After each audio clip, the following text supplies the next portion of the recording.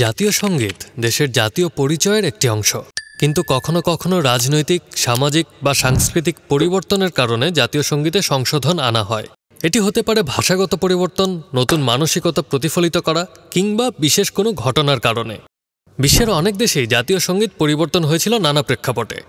লিঙ্গ বৈষম্য, ভাবমূর্তি পরিবর্তন সহ বিভিন্ন কারণে অনেক দেশ তাদের জাতীয় সঙ্গীতে পরিবর্তন এনেছে। চলুন হোয়াটস দ্য ট্রুথ চ্যানেলের এই ভিডিওটিতে দেখে নেওয়া যাক বিশ্বের কোন কোন দেশ ঠিক কী কারণে তাদের জাতীয় সঙ্গীতে পরিবর্তন এনেছে।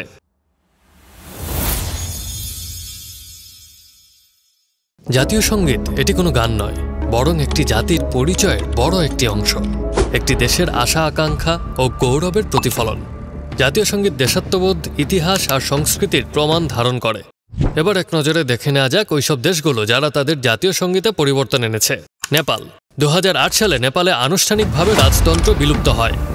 তার আগের বছর নেপালে নতুন একটি গানকে জাতীয় সঙ্গীতের স্বীকৃতি দেওয়া হয়। 1962 সালে গ্রহণ করা নেপালের আগের জাতীয় সঙ্গীতে রাজতন্ত্রের প্রশংসা ছিল, তাই এতে পরিবর্তন আনা হয়।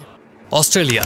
প্রধানমন্ত্রী স্কট মরিসনের ঘোষণার পর 2021 সালের 1 জানুয়ারি থেকে অস্ট্রেলিয়ার জাতীয় সঙ্গীতে একটু পরিবর্তন এসেছে। Happy New Year Australia, for we are one and free. নতুন জাতীয় সঙ্গীতে অস্ট্রেলিয়াকে আর ইয়াং অ্যান্ড ফ্রি হিসেবে অভিহিত করা হবে না। For we are young and ফ্রিকে পরিবর্তন করে for we are one and free করা হয়েছে। আদিবাসীদের সুদীর্ঘ ইতিহাস ঐতিহ্যের প্রতিফলন ঘটানোর অংশ হিসেবেই এই পরিবর্তন আনা হয়েছে। ইরাক। 2004 সালে যুক্তরাষ্ট্রের সাথে যুদ্ধের পর ইরাক তাদের জাতীয় সঙ্গীতে পরিবর্তন আনে।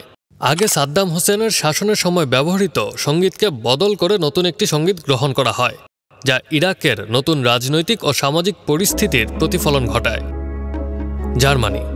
দেশটির সমতা বিষয়ক কমিশনার ক্রিস্টিন রোজে মোরিং জাতীয় সঙ্গীতে আরও বেশি লিঙ্গ সমতার আনার প্রস্তাব করেছেন। সঙ্গীতের যে অংশে ফাদারল্যান্ড অর্থাৎ পিতৃভূমি বলা হচ্ছে, সেখানে হাইমাট অর্থাৎ জন্মভূমি লেখার প্রস্তাব দিয়েছেন তিনি। তবে চ্যান্সেলর অ্যাঞ্জেলা মার্কেল সহ অনেকেই মনে করেছেন জাতীয় সঙ্গীতে পরিবর্তন আনার প্রয়োজন নেই। আফগানিস্তান। দেশটিতে বেশ কয়েকবার জাতীয় সঙ্গীতে পরিবর্তন আনা হয়। তালেবান শাসন আমলে আফগানিস্তানে কোনো জাতীয় সঙ্গীতই ছিল না। পরে 2002 সালে পুরনো জাতীয় সঙ্গীতকে ফিরিয়ে আনা হয়েছিল। পরে 2006 সালে তৎকালীন কারজাই সরকার সবকিছু নতুন করে শুরু করতে জাতীয় সঙ্গীতও পরিবর্তন করে। দক্ষিণ আফ্রিকা। দেশটি 1997 সালে আগের দুটি জাতীয় সঙ্গীত থেকে কিছু অংশ নিয়ে নতুন একটি জাতীয় সঙ্গীত তৈরি করে। আফ্রিকান ও ইংরেজি ভাষায় গানটি রচিত। তবে আফ্রিকান ভাষার অংশটি বর্ণবাদ আমলে ব্যবহৃত জাতীয় সঙ্গীতের অংশ হওয়ায় এর সমালোচনা করেন অনেকে। নেলসন ম্যান্ডেলা সেটি রিকনসিলিয়েটরি ব্যবস্থা হিসেবে বর্ণবাদ পরবর্তী দক্ষিণ আফ্রিকার সঙ্গীত হিসেবে অন্তর্ভুক্ত করেছিলেন। রুয়ান্ডা। আফ্রিকার এই দেশটির কথা উঠলেই গণহত্যার কথা মনে পড়ে। 1994 সালে মাত্র 100 দিনের মধ্যে ওই দেশে 5 থেকে 10 লাখ মানুষকে হত্যা করা হয়েছিল। গণহত্যা পরবর্তী রুয়ান্ডার ভাবমূর্তি গড়ে তুলতে দেশটি 2001 সালে একটি নতুন জাতীয় সঙ্গীত বেছে নেয়। কানাডা। উত্তর আমেরিকার এই দেশটিও তাদের জাতীয় সঙ্গীতকে আরও লিঙ্গ নিরপেক্ষ করেছে। সঙ্গীতের দ্বিতীয় লাইনে তোমার সব ছেলেরা এর জায়গায় লেখা হয়েছে আমরা সবাই। রাশিয়া। ভ্লাদিমির পুতিন 2000 সালে রুশ প্রেসিডেন্ট হিসেবে দায়িত্ব নেওয়ার পর 1990 সালের আগে ব্যবহৃত জাতীয় সঙ্গীত ফিরিয়ে আনেন।